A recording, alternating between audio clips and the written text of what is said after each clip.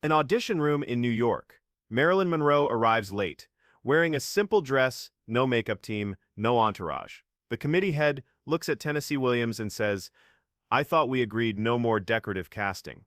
Williams says nothing. Miller shifts in his seat. Marilyn hears every word. She doesn't argue. She steps onto the stage. What she does in the next scene makes Williams forget to breathe. Before we continue with this story, please take just 10 seconds to subscribe and hit that like button. It helps us bring you more stories like this one. Now let's discover together what really happened when Marilyn Monroe walked into that room. New York City. A Tuesday afternoon in late autumn, cold air and the promise of winter. The actor's studio sits on West 44th Street, brick facade, fire escape zigzagging up 3 floors. Nothing suggests this is where American acting gets reinvented.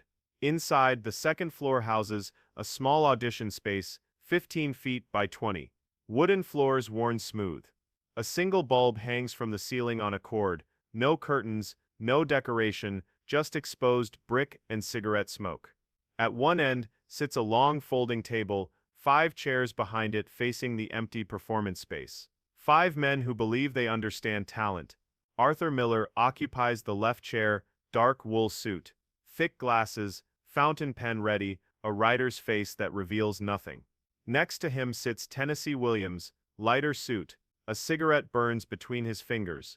Already his third eyes that dart around. Never settle. Always searching.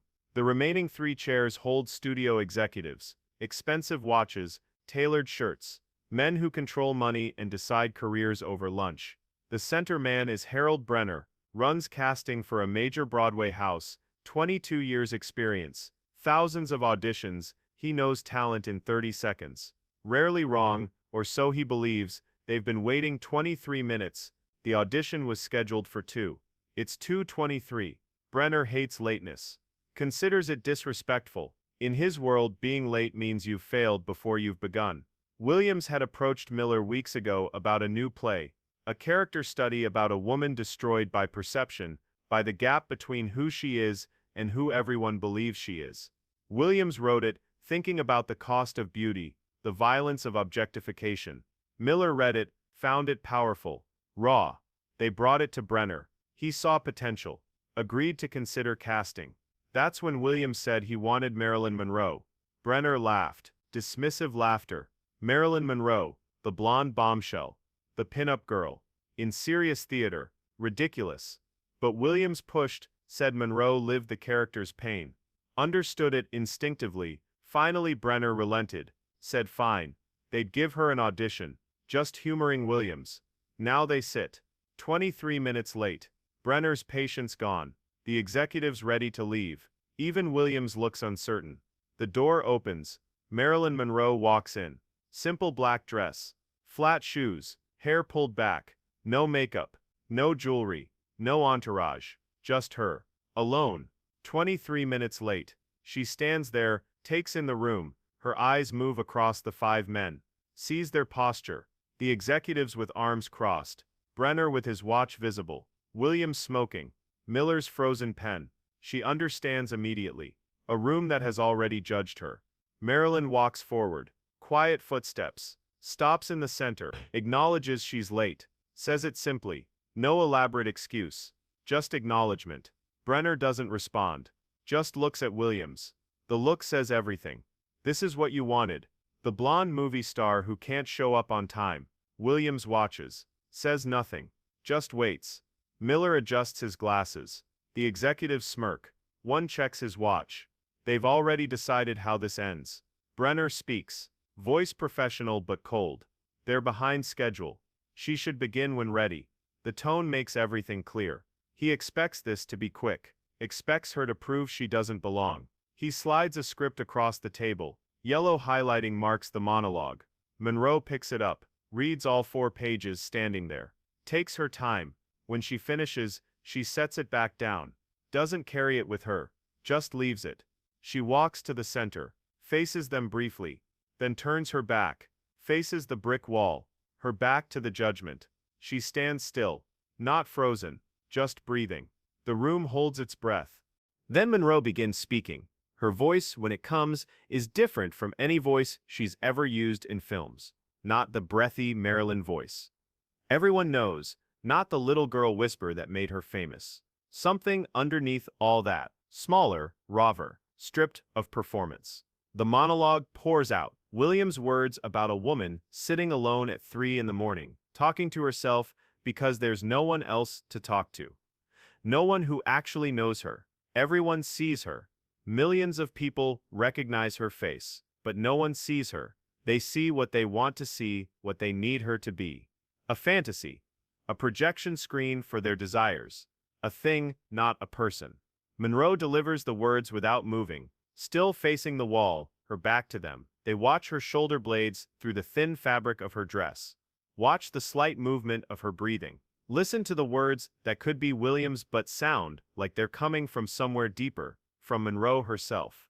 From years of being looked at but never seen, desired but never known, famous but completely alone. The monologue continues. The character talks about photo shoots, about being positioned like furniture, about men who look at her breasts while pretending to listen to her words, about producers who describe her as decoration, about the exhaustion of smiling when you're dying inside, of performing desire when you feel nothing but emptiness, of being everyone's dream and your own nightmare. Every word lands with specificity, with lived detail. This isn't an actress performing a role. This is someone confessing truth through someone else's text, using Williams' words as permission to say things she normally keeps buried, things she can't say in interviews, can't admit to journalists, can't reveal without destroying the image that keeps her employed. Brenner stops moving. His pen rests on the notepad, ink bleeding into the paper. He's forgotten to write anything, just listening. Miller's glasses are on the table. His hands are clasped in front of him, knuckles white. Williams has tears on his face, actual tears running down his cheeks into his collar. He's not crying, not sobbing, just tears falling while he watches this woman tear open the exact wound he'd tried to capture in writing. The executives have uncrossed their arms, sat forward. The smirk is gone. The dismissal has evaporated. Something in the room has shifted. The air feels heavier, harder to breathe. What they're witnessing isn't entertainment. It's exposure, someone showing them something raw and true and uncomfortable. Monroe reaches the section about auditions, about walking into rooms where people have already decided she's not enough, not smart enough, not serious enough, not worthy of respect, about seeing that judgment before she speaks, about having to prove herself over and over while men with half her talent get assumed competent until proven otherwise. The exhaustion in her voice is palpable, real, not performed. Lived. One of the executives shifts in his chair. The movement breaks the silence. He looks uncomfortable, looks away from Monroe's back, looks at his hands, recognizing something, recognizing himself, maybe, his own casual dismissal, his own participation in exactly what the monologue describes. The realization is visible on his face. The discomfort of seeing yourself reflected in someone else's pain. The monologue builds. The character's voice gets faster, more desperate, talking about wanting to disappear, to be invisible. The fantasy of walking through the world without being seen, without being consumed, without being reduced to a collection of body parts and assumptions. The words tumble over each other now, breaking down, the facade cracking, revealing the person underneath the performance. Then the character goes quiet. The desperation fades. What emerges is something harder, colder, a kind of acceptance. She stops asking to be seen differently, stops hoping people will understand, just accepts they won't, accepts the loneliness is permanent. The gap between her internal reality and everyone's external perception will never close. She's alone inside herself, always has been, always will be. The final line is simple, just one word: tired. The character is tired, not sleepy, not physically exhausted, just tired of everything, of performing, of pretending, of being something she's not for people who'll never appreciate the cost, tired of being alone in rooms full of people, tired of screaming silently while everyone sees only her smile. Monroe delivers that final word facing the wall, her voice barely above a whisper. The word hangs in the air, echoes in the silence. No one breathes. No one moves. The room has forgotten how to make sound. She stays facing the wall, doesn't turn immediately, doesn't break character, just lets them sit with what they heard. Lets it sink in, lets them absorb the weight of what she just revealed. 20 seconds pass. 30. The silence stretches, becomes uncomfortable, forces them to sit with their own reactions, their own complicity. Finally, Monroe turns around. Faces them, her expression is neutral. Not hopeful, not expectant, not defensive, just present. Waiting for whatever comes next, prepared for the same dismissal she's received her entire career, prepared for them to thank her politely and move on to someone else, someone they consider serious. But something has changed in that room. The 5 men behind the table look different. Brenner's certainty is gone. The confidence he walked in with has evaporated. He stares at Monroe like he's seeing her for the first time. Like the person standing in front of him doesn't match any category in his head, like his instincts failed him completely. Williams speaks first. His voice cracks. Rough with emotion. He tells Monroe that was remarkable. Not good. Not impressive. Remarkable. The word choice matters. He's not praising technique. He's acknowledging something true, something real, something that cost her to reveal. Miller nods, doesn't speak, but the agreement is obvious. He's seen thousands of performances, auditions, rehearsals. Opening nights, what he just witnessed was different. Wasn't acting, was truth dressed up as performance. Was someone using text as permission to expose themselves? The executives don't say anything, just look at each other, then at Monroe, then at their hands. The cognitive dissonance is visible. They walked in certain Monroe was decorative, walked in ready to dismiss her. Now they don't know what they just saw, but they know it was real. No, they were wrong. No, their assumptions were not just incorrect but cruel. Brenner clears his throat, asks Monroe where she trained. The question is different now, not dismissive. Genuinely curious, trying to understand how someone he'd categorized so completely just shattered that category. Monroe tells them she studies with Lee Strasberg, the actor's studio, method training, working with emotional recall, sense memory, the tools of serious actors doing serious work. The executives nod.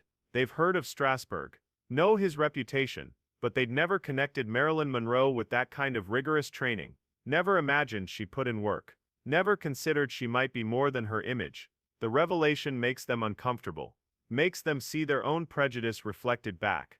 Williams asks if she's read the entire play, all 3 acts. Monroe says yes. 3 times, made notes in the margins, thought about the character's background, her relationships, her wounds. Did the preparation serious actors do? The work that's invisible to people who only see magazine covers and movie posters. Miller asks her interpretation of a specific scene in Act 2, something about the character's relationship with her mother. Monroe answers immediately. Detailed analysis, references to Ibsen, to Chekhov, discussion of subtext, of what characters don't say, of the gap between dialogue and truth.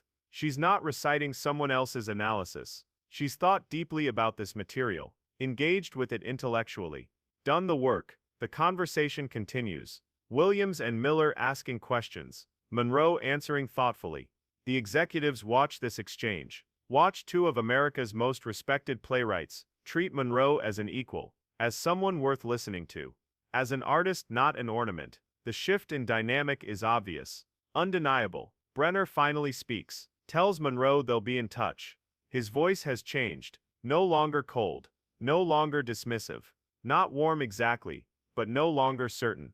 She's introduced doubt, uncomfortable doubt that forces him to question his instincts, to wonder what else he's gotten wrong over 22 years. Who else he's dismissed because they didn't match his expectations. Monroe thanks them. Simple. Picks up her bag from where she left it by the door. Walks out. Doesn't linger. Doesn't try to extend the moment. Just leaves. The door closes behind her. The 5 men sit in silence, processing what just happened. What they almost missed. What they would have missed if Williams hadn't pushed. Williams lights another cigarette. His hands shake slightly. He tells the room he's been writing for 30 years. Seen countless auditions. What he just witnessed was one of the most honest pieces of acting he's ever experienced. Not technically perfect, not polished, but real, devastating, true. Miller agrees, says there was no separation between Monroe and the character. says she wasn't performing pain, was revealing it.